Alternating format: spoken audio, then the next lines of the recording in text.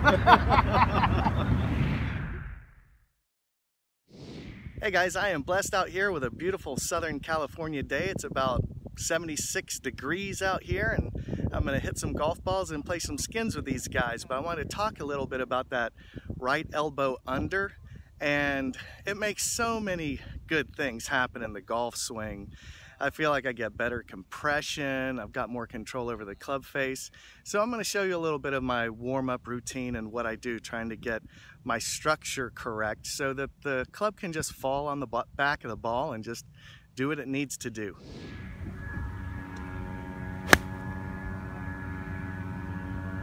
Yeah, he was That's working. where you want to hit him. He was working with Stockton for a while, mostly on the shorter stuff. With Stockton. What he's trying to eliminate is the mid shot, where you're actually trying. You're stuck in the middle. You're stuck. You're stuck in the middle here. A lot of shots on video, they don't seem to. You know, you can't see the end result a lot of times. You know. Once it gets up there in the sky, it just kind of disappears. Are you playing in the skins, Mike? Where? Here. No. We play a little 9-hole skins on Tuesday. I don't play in it. I'm unaware of it. Up north, Pebble, and I didn't see him hit very many shots. I mean, solid. But he ended up shooting 68. But you'll never get the over the top feeling. You can't cut it enough if your swing's in sync with your body. And you get your arms down here. You know, you can't. Would you be willing to tell me that on my little camera so I could say that I'm not the only crazy guy talking about that? If you know, I'm just throwing it out there. It's just, yeah, I don't mind. I don't know exactly what you want me to say, but I know it's regarding keeping the club, you know. That's what you said. Yeah, it's keeping the club square without letting your hands come over the top. It can't come over the top. So that's what basically Faldo was saying. So hey, Mike, how are you today? Well. What were you telling me about the right elbow? The right elbow seems to need to stay under the club as long as it can. It's not a forceful issue, but it drops. It seems to drop under, but the hand doesn't want to turn over. You want to kind of keep it facing the sky like you're skimming stones. Right. And you don't skim stones by going here to the ground, and you don't skim stones by going this way. What you do when you skim stones is you step and you throw under. Right. You throw under. And that will help you to get the club in a proper position. So it takes a little bit of trust, huh? If you haven't done it or you're not used to it? Absolutely. Absolutely. It does take trust. It feels like you're going to hit it 30 yards right. And you'll be amazed, people with, you know, basic coordination will actually probably only hit it 5 yards right the first time. Right. You know, providing your other parts are in proper shape, proper position. But in general, it feels like you're hitting it 30 yards right. It feels like it's going to go whoop, but it actually squares up, once again, providing your other body parts are in the right positions. Right, right. You have to have that good structure built into your swing. Yes. What was that little Faldo anecdote you mentioned? Faldo was, well, my brother happened to play with him in the U.S. Open, and he shared that with him. When his swing seems to be a little off, you know, ball's going a little left, a little right, he says, pretend that you're skimming stones. Do some practice swings, practice throws with your arm in that fashion, where you're basically getting off your right leg and you're skimming a stone. Your hand actually feels like it's coming under and facing up.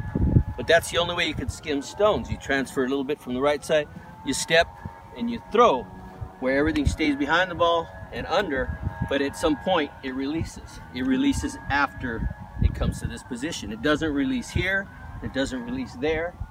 And you don't skim a stone by throwing it up. You throw it under and down and then over with the right side. That's beautiful. Can I watch you hit one? Sure. Awesome. I can try. It's so glad, I'm so glad I got to run into you today. Very cool.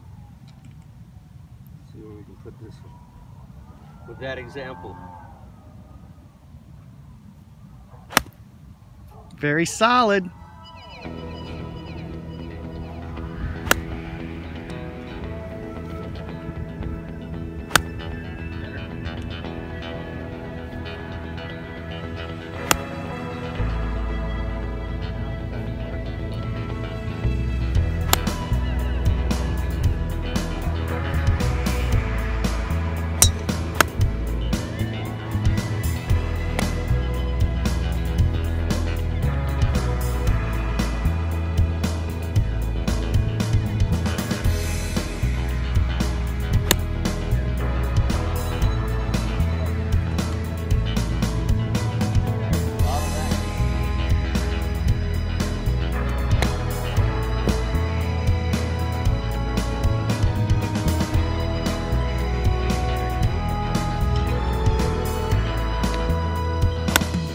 Chuck.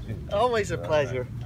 Ho, ho, ho. Merry Christmas from MySwingEvolution.com. It's hard to believe that 2017 is almost wrapped up, but 2018 is going to be the best golfing year of all time. Oh my gosh, we've got some things in store for you that you are simply not going to believe. So in order to ring out 2017, we are having a blowout sale at MySwingEvolution.com. All my most popular videos are slashed in price. So if you're looking to improve your game, now's a great time to get started. If you're a beginner or you just want to have a primer to go through all of your basics, get Golf's Greatest Lessons. It takes you through the entire game from putting to hitting drives, and it will help you get a handle on your game if you're a beginner or just trying to sharpen up your skills.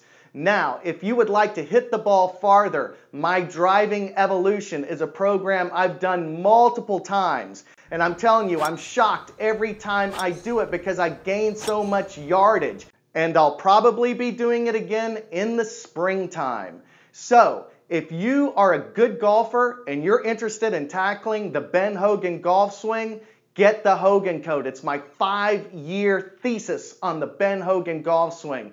I started my swing evolution working on the Ben Hogan golf swing, and it took me 3.5 years to break par. And this video tells you how I did it. Now, if you're just a huge fan of Ben Hogan, you should see my documentary feature film called Mr. Hogan, where I visit all the people that knew Mr. Hogan and worked with him intimately. And I even get to spend time with Chichi Rodriguez and Jack Nicklaus, who was a good friend of Mr. Hogan. Can you believe it?